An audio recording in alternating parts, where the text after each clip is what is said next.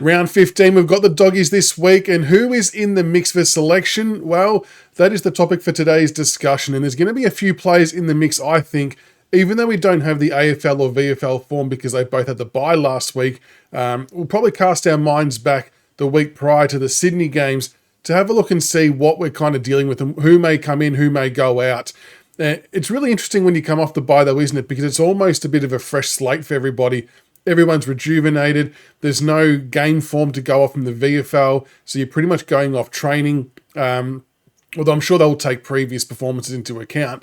But it's almost like a bit of a reset in a lot of ways. So some of this may not eventually, and some of it may not even matter now that there's been a bye in between the last game and the Bulldogs game. But I still thought it was worth discussing nonetheless. So if we take a look back to the AFL game against the Swans, some of the players who I think might be in a little bit of trouble with their spot in the side will be Mansell. He came off with a cork injury. Oh, I should have said the word. Damn it.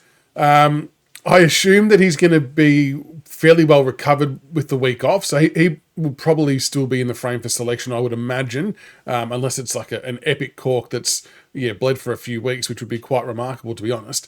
Tom Sims, 3 disposals, no marks. I'm not having a go at the young kid, but it's just one of those things that we only kicked, 36 points for the game against the Swannies. So we just are looking for, I suppose, some more consistent and bigger output from the key forwards. Jonty Fall in the same boat, 6 disposals, 3 marks. And Tom Lynch didn't have a lot of, I think he had about 7 or 8 disposals as well. So I just think between those 3 forwards, it just hasn't meshed the last couple of weeks for whatever reason. Maybe they were tired, so maybe the freshen up might do them world of good and they might come out and do okay.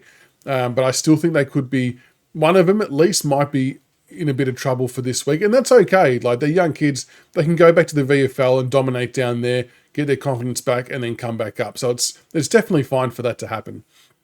Camden McIntosh, he came on as sub and had 4 disposals. He's been sub for 2 games now, and obviously had the week off. So it'll be interesting to see whether they bring him back in through AFL or whether he'll have to play some VFL to get match fitness or match conditioning back up to scratch. Steely Green, 5 disposals again. Another relatively quiet game.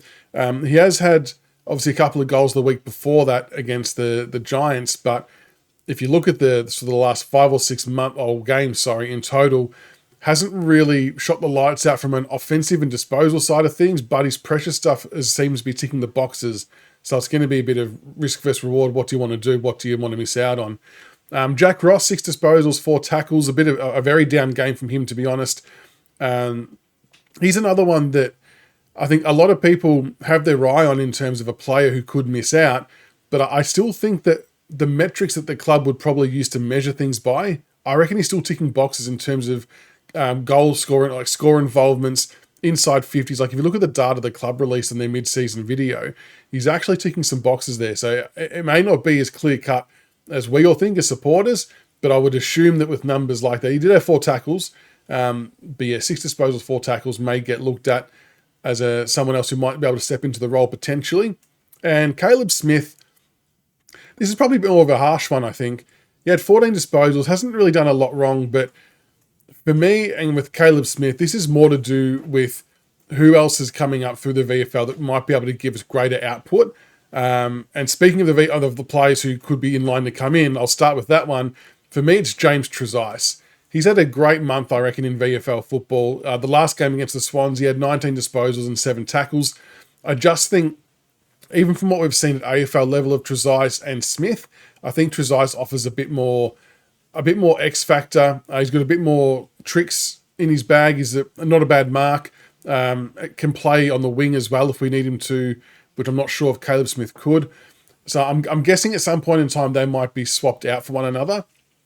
Jacob Blight, we've spoken about him a couple of times. He had 24 disposals and 12 marks. I know a lot of you think that his papers have been stamped.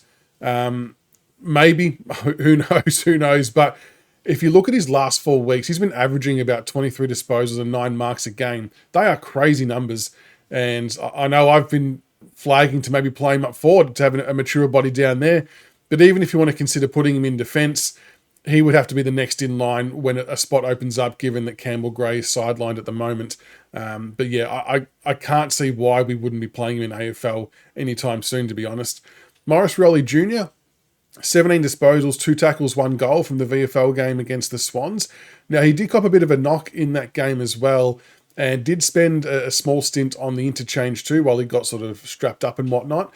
So that did impact his disposals, and he actually, for whatever reason, wasn't being played as the genuine on-baller that we saw the week before, where he did really, really well. I'm not too sure of the understanding of why that didn't happen, but he still amassed 17 touches, kicked a goal, and he will be in the frame. I don't know whether he'll be in the get a game this week, but he's putting out some really good disposal numbers, putting out some good pressure and energy at the contest, which I think we desperately need. So he'd be maybe someone that could be in line for a Steely Green spot or a Jack Ross spot potentially, depending on what the coaching staff want to go with. Jasper Elgar, no secret that I'm very keen to see him get a game sometime soon. 16 disposals, 3 goals, 5 marks, 4 tackles in the last VFL game. That's definitely been his best and most well-rounded game, I think, so far in his very, very short career. There was always some question about, does he need to work on the defensive side, the tackling, the pressure? So to get the 4 tackles, I think, is a really great result. Again, I feel like he's competing with Steely Green for a spot in the side.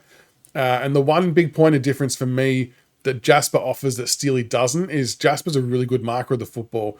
Plays a lot taller than what he is. So he will take marks inside 50 against bigger opponents, which generate shots on goal, which is something that Steely's not doing. So Steely's goals essentially come into effect if the ball hits the ground, which, as we know, it's not doing a hell of a lot of because we keep getting outmarked by opposition defenders, or if we get one out the back and he's able to run onto it, or he's running back into space.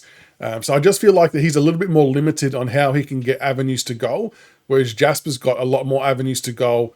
And I think he's had about 23 or 24, no, maybe 28 scoring shots this year in the VFL. And he's kicking, I think he's kicked a goal every week bar one. So he's someone that we have to have a serious look at and consider playing, where we might lose out a little bit on some pressure act stats, but you might make it up for marks inside 50, for goals, and just some good footy IQ up front. And McKelty Lafau's the last one. 13 disposals, 1 goal, 1 mark, 6 tackles, 4 clearances in his last VFL game. I know we spoke about this previously, but that was a really interesting VFL game. How he was up around stoppages more, not as a ruckman, but as another midfielder, and because we had Fawcett and Bauer up forward. So a bit of a different take on McKelty's game. He could obviously come in and play a job up forward. I think he will be a likely replacement for either Fall or Sims. I still think it could be Blight or McKelty, to be honest, but I know I might be alone in that. But no, wouldn't be against Lafau coming in, just to have that more mature body. Obviously, Lafau did a power of work last year, playing as the number 1 forward while Lynch was out. So to see what he would look like alongside Lynch as the second forward, I think is a really exciting prospect. He's a nice kick for goal. He competes hard. He's quick. He tackles hard, and it hurts when he tackles. And I just think that for us to give ourselves a chance to convert opportunities more, we need to have that second mature body player to help Lynch, and to extend Lynch's career as well, because it's getting towards the end, obviously, but we're going to burn him out if he keeps having to play as the one-out lone experienced forward. So my tips would be for the changes. I reckon McKelty will come in, Trezise, and I'm still going Elgar. I'm still going Jasper. I'm going to die on that hill. We need him to come in ASAP, but they're the players who are in the mix this week, well, at least who I think's in the mix this week. But what do you all think? Let me know in the comments below. Who's in the mix? Who's at risk of being left out of the team? The game's on Sunday, so we've got a long time to work this all out and think about it. But keen to hear everyone's thoughts below. And tonight, Monday night, we'll be live at 8:30 p.m. for the weekly show, so make sure you tune in for that. And until tonight, go Tigers.